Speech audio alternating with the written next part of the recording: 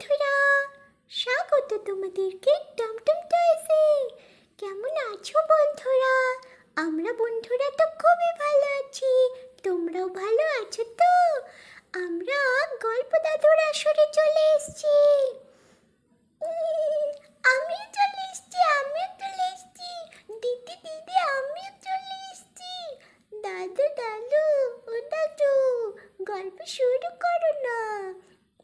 হ্যাঁ, গল্প শুরু করব তো। সবাই হাজির হয়ে গেছো তো? তাহলেই তো গল্প শুরু হবে। তোমরা সবাই কেমন আছো গো বাচ্চারা? অনেক দিন পর তোমাদের সঙ্গে দেখা হলো। হ্যাঁ দাদু, আমরা সবাই অনুষ্ঠানে ব্যস্ত ছিলাম। কত মজা করলাম। তুমিও মিষ্টি খেয়েছো তো? হ্যাঁ, আমিও মিষ্টি খেয়েছি, খুব সুন্দর মিষ্টি। তোমার দিদি জামাইবাবু নিয়ে এসেছিল তো মিষ্টি জামাই ষষ্ঠীতে। কি জামাই ষষ্ঠীর মজা ভালো হলো তো? হ্যাঁ দাদু, আমরা খুব মজা করেছি। দিদি জামাইবাবু মিষ্টি এনেছিল, ফল এনেছিল। দারুণ মজা হয়েছে। এখন আমরা গল্প শুনবো। হ্যাঁ হ্যাঁ, গল্প তো শুনবে। কি গল্প শুনবে বলো তো বাচ্চারা? দাদু দাদু, আমরা রাজা দশরথের কাহিনী শুনছিলাম। সেই যে রাজা দশরথ তিনটে বিবাহ করলেন, সেই কাহিনীটা। আচ্ছা আচ্ছা, বেশ বেশ বেশ। রাজা দশরথের তিন রানীর সঙ্গে বিবাহর কাহিনী তোমরা শুনছিলে। তাহলে আজকে তারপরে শোনাবো, সেগুলো সব মনে আছে তো? রাজা দশরথের বড় রানী কৌশল্যা, কৌশল দেশের রাজকন্যার সঙ্গে বিয়ে হলো। তারপরে রানী কইকেয়ীর সঙ্গে বিবাহ হলো এবং শেষে ছোট রানী সুমিত্রার সঙ্গে বিবাহ হলো। মনে রেখেছো তো সেগুলো? তারপরে যখন ছোট রানীর সঙ্গে বিবাহ হলো, তারপরে কি করলেন রাজা দশরথ? ছোট রানীকে নিয়ে অযোধ্যায় এলেন। এইভাবে বহু বছর কাটলো এবং রাজা দশরথ অযোধ্যা নগরে খুব সুন্দর সুশাসক হয়ে উঠেছেন এবং তিন রানীকে নিয়ে খুব সুখে সংসার করছেন। তার রাজত্বের কথা চারিদিকে ছড়িয়ে পড়েছে যে অযোধ্যা রাজ্যের রাজা দশরথ এবং তার তিন রানী খুবই সুলক্ষণা। রাজা দশরথ উদ্যানে তিন রানীকে নিয়ে প্রায়ই গল্প করতে বিহার করতে বেরোন। আবার তার শাসন কার্য যথারীতিভাবে চালিয়ে যান। এইভাবে তিনি সব দিকে একদম সুশাসক এবং সুরাজা হয়ে উঠেছেন। তার খ্যাতি চারিদিকে ছড়িয়ে পড়েছে। একদিন এখন সেই দশরথের রাজ্য অযোধ্যা নগরে এক ভয়াবহ বিপদ এলো। নারায়ণ নারায়ণ, এ কি? আমি নিচ থেকে যেন একটা আর্তনাদের আওয়াজ পাচ্ছি। আমাদেরকে বাঁচাও, আমাদেরকে বাঁচাও, বাঁচাও, আমাদের সব জমি নষ্ট হয়ে গেল, আমাদের সব চাষবাস নষ্ট হয়ে গেল। আমাদের কি হবে, আমাদের কি হবে? আমাদের কি খাবো আমরা সারা বছর? আমরা কি খাবো? আমাদের যে সব শেষ হয়ে গেল।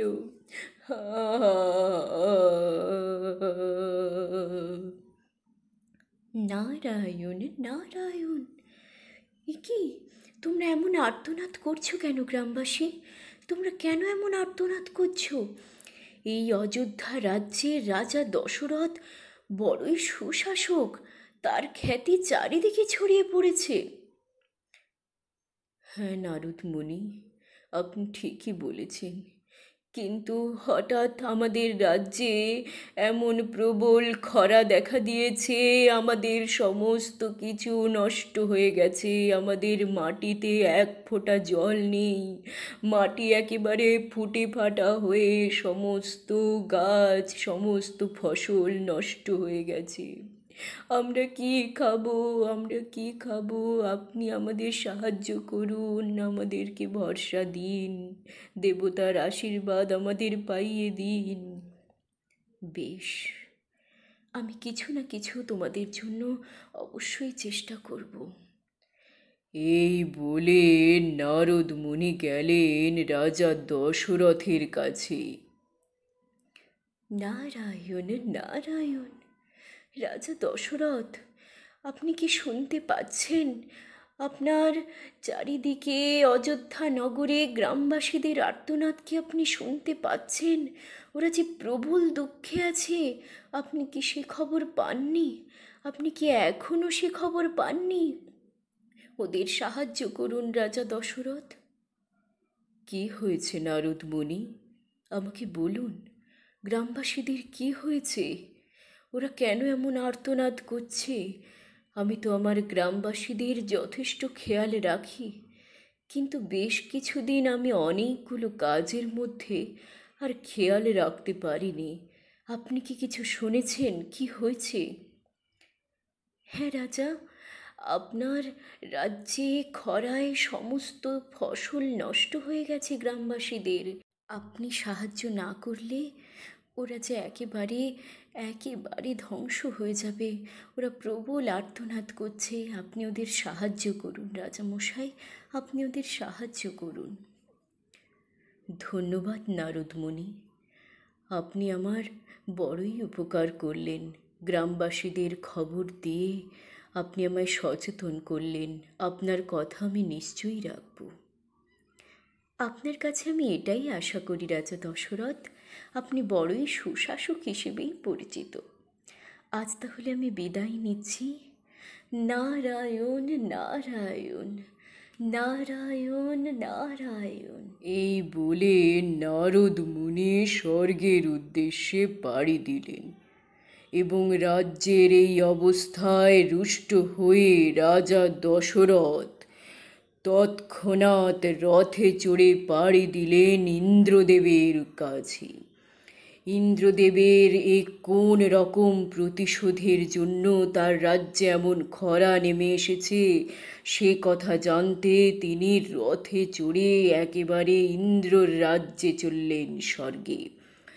দ্রুত চলল তার রথ এবং তিনি অত্যন্ত রুষ্ট।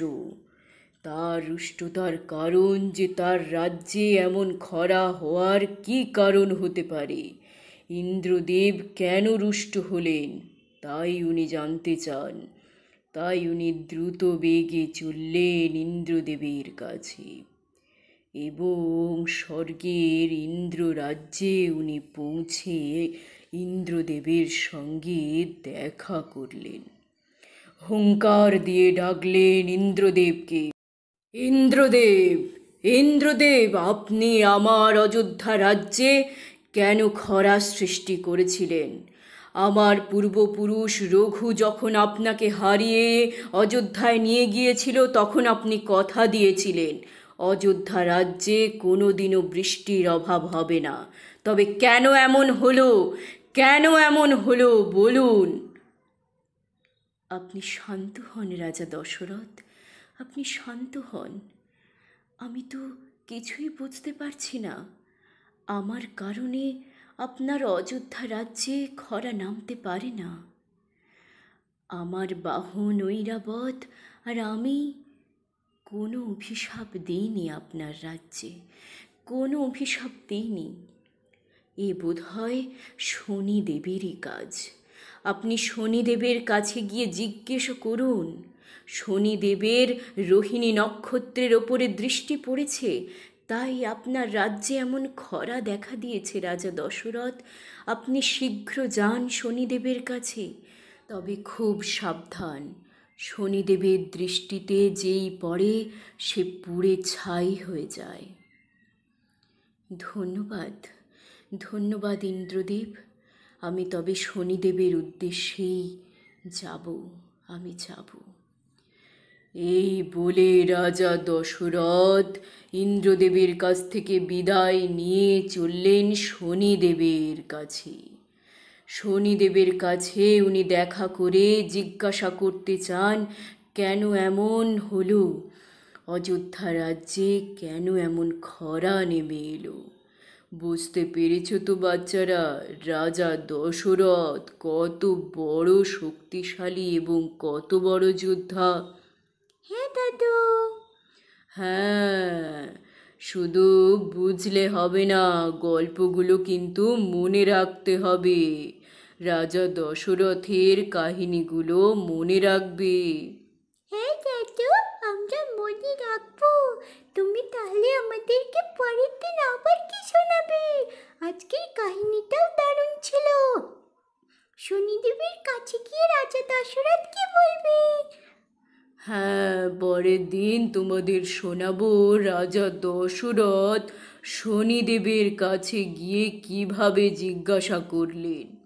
আচ্ছা দাদু, আমরা তাহলে পরের দিন শনিদেবের কাহিনী শুনবো, কিভাবে রাজা দশরথ শনিদেবের কাছে গেলেন। হ্যাঁ হ্যাঁ, শনিদেবের কাহিনী শোনাবো, আরও অনেক কাহিনী শোনাবো। বন্ধুরা, তোমরাও এই কাহিনী শুনতে কিন্তু সাবস্ক্রাইব করে দাও টমটম টয়েস, লাইক করো, শেয়ারও করে দিও, আর তোমরা খুব ভালো থেকো। হ্যাঁ বন্ধুরা, তোমরা সাবস্ক্রাইব করতে ভুলো না। আজকে তাহলে আসি। টাটা, বাই বাই বন্ধুরা।